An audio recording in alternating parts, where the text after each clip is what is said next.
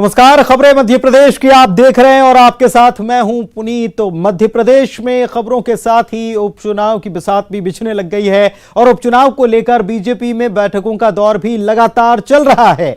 इसी के तहत थोड़ी ही देर में सीएम हाउस में भी एक महत्वपूर्ण बैठक होने वाली है। सीएम शिवराज सिंह चौहान अपने मंत्रियों के साथ बड़ी बैठक करेंगे। हालांकि जो मंत्री बाहर हैं वो इस बैठक में शायद शामिल नहीं हो पाए।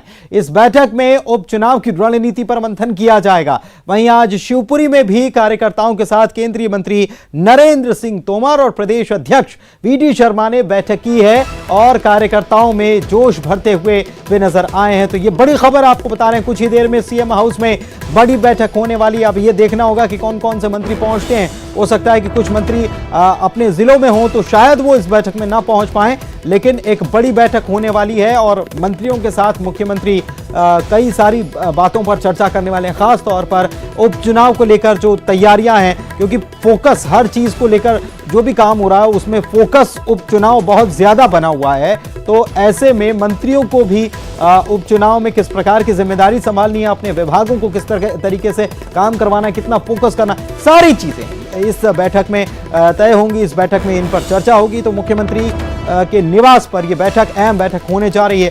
काफी महत्वपूर्ण ये बैठक। हालांकि बैठकों का दौर लगातार चल रहा है। ग्वालियर में भी बैठकें लगातार ली जा रही हैं। नरेंद्र सिंह तोमर, वी.डी. शर्मा मौजूद थे, वहां पर भी उन्होंने बैठक ली। शरद हमारे सहयोगी हमारे साथ जुड़े हुए हैं भोपाल से, उनसे जानकारी लेते हैं कि भोपाल में ये जो बैठक कुछ ही देर में शरद शुरू होने वाली है, कौन कौन से मंत्री हैं जो पहुंच चुके हैं अभी तक, क्या जानकारी आई है? देखिए, अभी जो जानकारी आई है उसके मुताबिक इस बैठक में थोड़ा सा विलंब हो सकता है।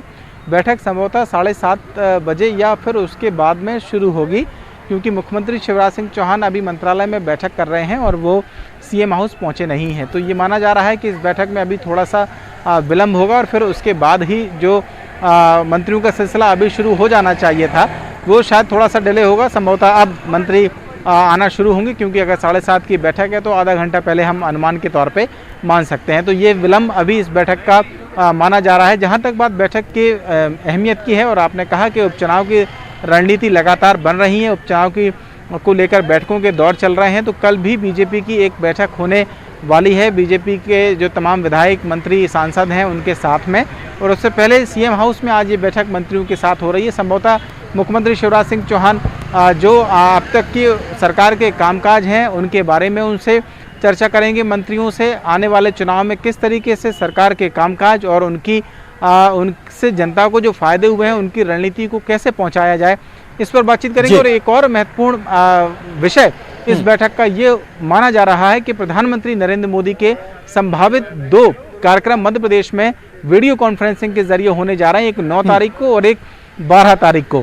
तो इस कार्यक्रम के संदर्भ में भी मुख्यमंत्री शिवराज सिंह चौहान अपने मंत्रियों से चर्चा कर सकते हैं, ऐसी बात है। लेकिन बैठक में थोड़ा सा विलंब है, ये आपका अपडेट है।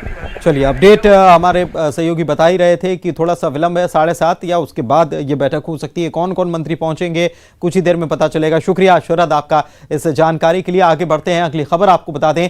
ईज ऑफ डूइंग बिजनेस, यानी कि बिजनेस करने में आसानी की रैंकिंग जो है वो जारी की गई है और मध्य प्रदेश की रैंकिंग में सुधार हुआ है। 3 पायदान का सुधार हुआ है मध्य प्रदेश में। 3 पायदान का सुधार होते हुए पहले जो 7वें नंबर पर मध्य प्रदेश हुआ करता था, अब 4थे नंबर पर पहुंच गया है मध्य प्रदेश। आंध्र प्रदेश को हालांकि पहला स्थान हासिल हुआ है।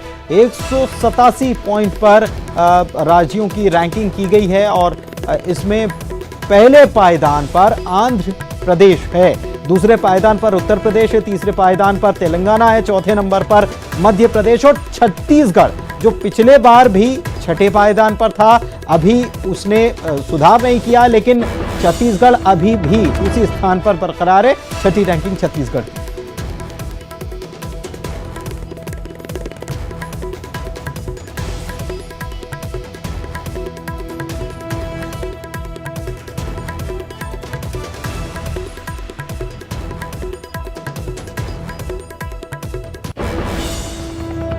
और एक बड़ी खबर आपको दे रहे हैं इस वक्त, भोपाल से बड़ी खबर है। जिला खनिज अधिकारी प्रदीप खन्ना को सस्पेंड कर दिया गया है। आपको बताएं कि कुछ दिन पहले ही इनके यहाँ कार्रवाई की गई थी, छापे पड़े थे आय से अधिक संपत्ति के मामले में ये कार्रवाई कर दी गई है और इनका सस्पेंशन हो चुका है। निलंबन की अवधि के लिए रीवा मुख्यालय इनका अटैचमेंट कर दिया गया। प्रदीप खन्ना के घर पर लोकायुक्त ने छापे की कार्रवाई की थी और इंदौर और भोपाल दोनों जगहों पर छापे की कार्रवाई की गई थी और बहुत बड़ी संपत्ति का खुलासा हुआ था। ये भी पता चला था कि बेटी को पढ़ाने के लिए इन्होंने 40 लाख रुपए खर्च किए बेटी की पढ़ाई के लिए।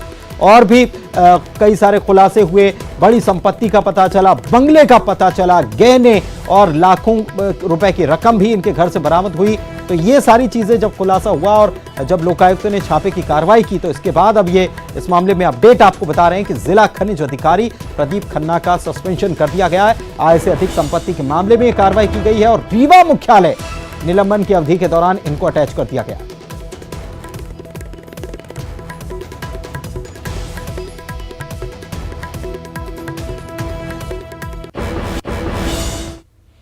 और चलिए आगे बढ़ते हैं। शिक्षक दिवस पर पूर्व सीएम कमलनाथ ने शिक्षकों से संवाद किया। इस दौरान उन्होंने प्रदेश की शिक्षा व्यवस्था को लेकर सरकार पर निशाना साधा और यह भी कहा कि 15 सालों में प्रदेश की शिक्षा व्यवस्था के स्तर में कोई सुधार नहीं हुआ। 13,000 सरकारी स्कूलों को प्रदेश में बंद करना शिक्षा नीति की असफलता को जाहिर करता है, यह उन्होंने कहा। इसके साथ ही कमलनाथ ने सरकार से सरकारी स्कूलों की सुध लेने की अपील भी कर दी। हमारी कांग्रेस की सरकार ने राइट टू एजुकेशन एक्ट बनाया था। पिछले 15 वर्षों में हमारे मध्य प्रदेश में शिक्षा व्यवस्था में जिस स्तर की प्रगति और सुधार होना चाहिए था वैसे नहीं हो पाया। शिक्षा तो सच और झूठ में अंतर करना सिखाती है। आज सच और झूठ में अंतर करने का भी समय है। हमारे प्रदेश के स्कूलों में क्वालिटी एजुकेशन को लेकर कोई योजना या नीति पर कभी भी गंभीरता से विचार नहीं किया गया। इन दिनों 13,000 सरकारी स्कूलों को बंद करने की चर्चा हो रही है। सरकारी स्कूल बंद होना सरकार की शिक्षा नीति की एक बड़ी असफलता है। पूर्व मुख्यमंत्री कमलनाथ पर मंत्री गिरिराज दंडोतिया ने निशाना साध दिया। उन्होंने कमलनाथ पर पढ़ाई में भी राजनीति करने के आरोप लगाए। इस मुद्दे पर गिरिराज दंडोतिया से बात की हमारे सहयोगी शरद श्रीवास्तव ने। शिक्षक दिवस पर पूर्व मुख्यमंत्री कमलनाथ ने शिक्षकों को संबोधित किया है और उन्होंने कहा है कि पाठ्यक्रमों में लोकतंत्र के बचाने की बातें शामिल होनी चाहिए। हमारे साथ बात करने के लिए शिवराज सरकार में मंत्री गिरिराज दंडोतिया जी हैं। गिरिराज जी, कमलनाथ जी ने कहा है आज शिक्षकों को संबोधित करते हुए कि लोकतंत्र बचाने का जो पाठ्यक्रम है वो शामिल होना चाहिए किताबों में। वे अपने व्यापार को बढ़ाएं माननीय कमलनाथ जी, और राजनीति में वो हम समझते थे उतने परिपक्व नहीं हैं। इस तरह की भाषा बोल रहे हैं, इससे साफ जाहिर होता है कि पढ़ाई लिखाई में भी राजनीति चलने लगी है। पढ़ाई में भी बच्चों के भविष्य के पढ़ाई में भी राजनीति करने लगे कि इस पाठ्यक्रम में क्या छपा है, ये पढ़ाई कैसे हो रही है, इस पर भी राजनीति करने लगे। झूठे अनगढ़ आरोप और विरोध करना उनकी फितरत में है और कांग्रेस की फितरत में है, और जब ही कांग्रेस पूरी रसातल में चली गई। आपको क्या लगता है कि ये जो चुनाव के नतीजे होंगे वो क्या होंगे? जनता बता देगी, इसका जवाब देगी इनको। ये इस तरह की चिटपुट राजनीति कर रहे हैं, उसका जवाब जनता देगी, सम्मानी मतदाता देगा और इनको बता देगा कि राजनीति क्या चीज़ होती है। ये कोई व्यापार नहीं है। ये ग्वालियर चंबल में जा रहे हैं 12 तारीख को शो करने के लिए। 15 महीने कमलनाथ सत्ता में रहे, चंबल में बाढ़ भी आई, लोगों के घर बह गए, लोगों की फसलें बर्बाद हो गई, तब कमलनाथ को याद नहीं आई ग्वालियर चंबल में जाने की। तब सिंधिया जी कीचड़ में गए, तो आज कमलनाथ जी जा रहे हैं वोट मांगने के लिए। जनता उनको जवाब देगी कैसे वोट मांगा जाता है। तो ये हैं गिरिराज दंडोतिया, शिवराज सरकार में मंत्री हैं, और उन्होंने कहा है कि दरअसल पाठ्यक्रमों में या शिक्षा में कम से कम कमलनाथ को राजनीति नहीं तलाशना चाहिए। कैमरामैन खिलान के साथ शरद श्रीवास्तव, न्यूज़ 18 भोपाल। इधर पूर्व मंत्री गोविंद सिंह ने भिंड में नदी बचाओ सत्याग्रह के तहत पद यात्रा शुरू कर दी है। यह पद यात्रा आज से शुरू हुई है और 11 सितंबर तक चलनी है। पहले दिन पद यात्रा में कांग्रेस के नेता प्रतिपक्ष अजय सिंह और राहुल भैया शामिल हुए। उन्होंने भी डॉक्टर गोविंद सिंह के साथ लगभग 4 किलोमीटर तक पद यात्रा की, जबकि गोविंद सिंह ने 19 किलोमीटर की पैदल यात्रा लहार से लेकर परायाच रेत खदान तक की परस्पर गोविंद सिंह अपने समर्थकों के साथ रात्रि विश्राम करेंगे, जिसके बाद रविवार सुबह को फिर से उनकी पदयात्रा शुरू हो जाएगी। आपको बताएं कि जिले में सिंध और चंबल नदियों से बड़ी मात्रा में रेत का वैध और अवैध उत्खनन किया जाता है। कई सालों से चल रहे उत्खनन के चलते सिंध नदी से रेत लगभग खत्म हो चुकी है, जबकि चंबल नदी पर घड़ियाल सेंचुरी बनाए जाने से उस पर रेत के उत्खनन पर पूरी तरह से पाबंदी लगी है। लेकिन इसके बावजूद माफिया की ओर से चोरी छिपके रेत का अवैध उत्खनन चंबल नदी से किया जा रहा है। और ऐसे में अब लाहार के विधायक पूर्व मंत्री कांग्रेस के कद्दावर नेता डॉक्टर गोविंद सिंह ने नदियों को बचाने के लिए पदयात्रा की शुरुआत की। उस क्षेत्र की चंबल क्षेत्र की जो पानी की दिक्कतें आती हैं, वहाँ पानी बचाने की वो बात कर रहे हैं। बहुत हमारे वरिष्ठ नेता हैं डॉक्टर गोविंद सिंह जी, हम लोग भी 9 तारीख को उनकी इस यात्रा में पहुँचेंगे। अच्छा होता गोविंद सिंह जी की नींद उस समय खुल जाती जब कांग्रेस की सरकार थी। कांग्रेस की सरकार में तो बहुत सारे मंत्रियों ने और कांग्रेस के नेताओं ने सबसे बड़ा अवैध उत्खनन का आरोपी गोविंद सिंह जी को ही कहा था। पर ये केवल और केवल कांग्रेस की सरकार जाने के बाद का फ्रस्ट्रेशन है।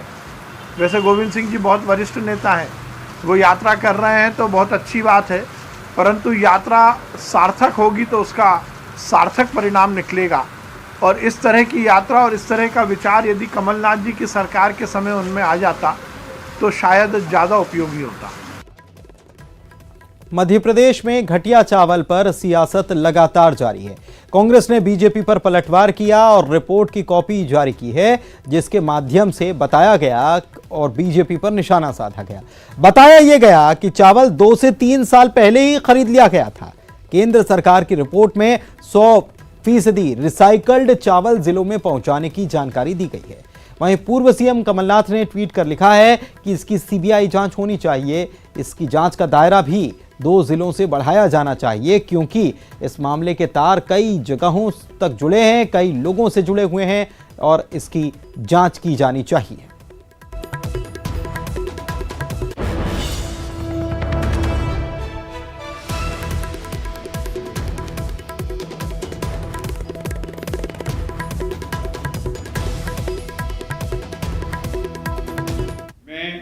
आज रिपोर्ट के दूसरे पन्ने को जारी करते हुए प्रदेश की जनता को ये बताना चाह रहा हूँ कि रिपोर्ट में ही, जांच रिपोर्ट में लिखा हुआ है कि ये चावल 2 से 3 साल पुराना था और 3 साल पुराना चावल था जिसकी समय सरकार शिवराज सिंह की यहाँ पर काम कर रही थी। तीसरी चीज, रिपोर्ट में ये लिखा हुआ है कि ये 100% रिसाइकिल्ड मटेरियल है, 100% रिसाइकिल्ड, ये भी रिपोर्ट में बताया गया है। यानी कि एक बड़ा घोटाला अफसर और मंत्रियों और नेताओं की मिली भगत से ये लगातार चल रहा था, जिसमें घटिया माल अंदर करके अच्छा माल बाहर करने का ये जो ration mafia Bharatiya Janata party का ये लगातार काम करता रहा होगा। मामले उजागर हो रहे हैं, जांच एजेंसी को सौंपे गए हैं, इसलिए कांग्रेस बौखला रही है। ये भूल जाते हैं भाजपा पर आरोप लगाने से पहले कि चंद महीने पहले 15 महीने तक, लगभग 1.5 साल तक इनकी सरकार रही है। उस दौरान इन्होंने इन मामलों में लगातार जिस प्रकार की गड़बड़ घोटाले किए हैं वो उजागर हो रहे हैं। इसलिए आरोप लगाने से पहले जरा अपने ऊपर झांक लें, आत्मावलोकन कर लें, कोई बचने वाला नहीं है। कमलनाथ जी ने ऐसे माफिया को पाला पोसा बढ़ाने का काम किया है मुख्यमंत्री के कार्यकाल में, और अगर पहले से हो रहा था तो फिर 15 महीने तक आपने समाप्त क्यों नहीं किया? ये आरोप लगाने से पहले क्यों नहीं सोचते? सीएम शिवराज सिंह चौहान ने आज पंचायत प्रतिनिधियों के साथ संवाद किया। इस दौरान पंचायतों के बीच 1000 करोड़ की राशि का वितरण किया गया। 15वें वित्त आयोग की 1000 की राशि दी गई है। और यहां रुक रहे हैं एक छोटे से ब्रेक के लिए, जल्द लौटेंगे।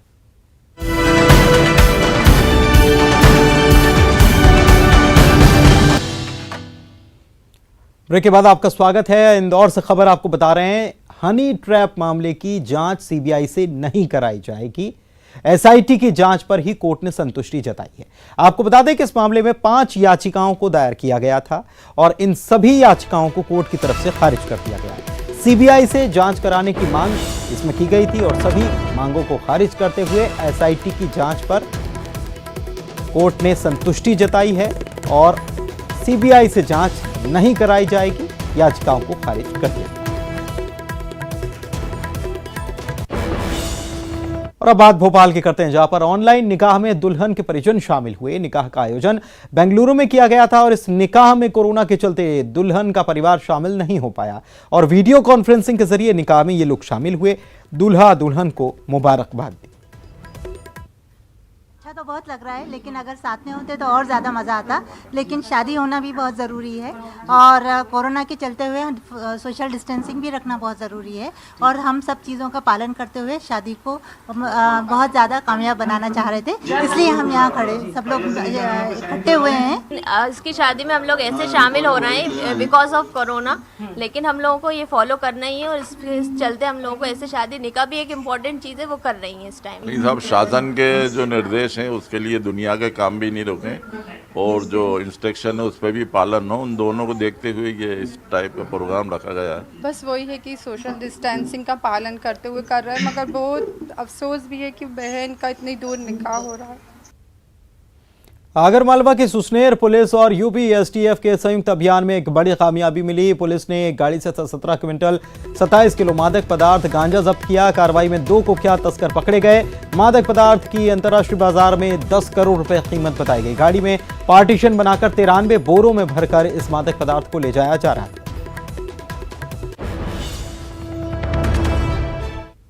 सीहोर से अगली खबर आपको बता रहे हैं। न्यूज 18 की खबर का सीहोर में असर हुआ और इसके बाद फसल बीमा की तारीख बढ़ाने पर किसानों की तरफ से मुख्यमंत्री और न्यूज 18 का आभार जताया गया। किसानों ने सीएम शिवराज और न्यूज 18 को धन्यवाद दिया। बैनर पोस्टर के जरिए न्यूज 18 की तारीफ की। किसानों के मुद्दे प्रभावी रूप से उठाने पर इन लोगों ने शुक्रिया किया और हाथों में न्यूज 18 की तारीफ में इनके हाथ में बैनर नजर।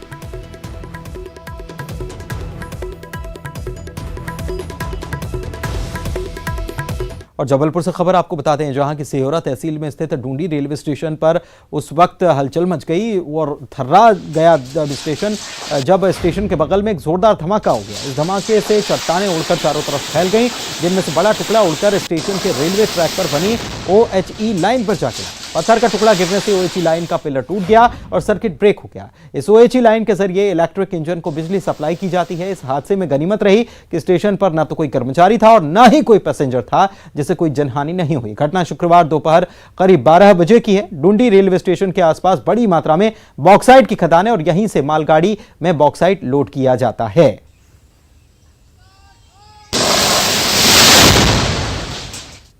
और खबर उज्जैन से, जहां पर चालानी कार्रवाई पर विवाद खड़ा हो गया। दरअसल मास्क नहीं लगाया, पुलिस ने रोका तो उसके बाद वाहन चालक भाई बहन ने जमकर हंगामा खड़ा कर दिया। पुलिस कर्मियों को देख लेने की धमकी तक दे दी गई। पुलिस ने बाद में भाई पर, जिसका नाम रवि बताया जा रहा है, उस पर मामला दर्ज कर लिया है। जीवाजीगंज थाना क्षेत्र का यह मामला है। हंगामे का वीडियो भी वायरल हुआ है।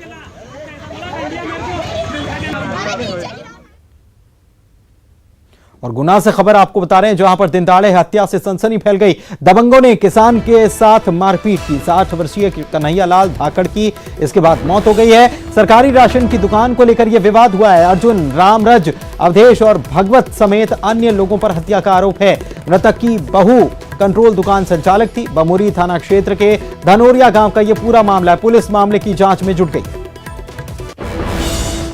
चीन के मुखपत्र ग्लोबल टाइम्स के ट्वीट को हाईलाइट करते हुए बीजेपी के प्रवक्ता संबित पात्रा ने कांग्रेस पर निशाना साधा है। संबित पात्रा ने कहा है कि चीन और कांग्रेस मोदी सरकार गिराने की कोशिश कर रहे हैं। उन्होंने पूछा है कि चीन और कांग्रेस के बीच ये रिश्ता क्या कहलाता है।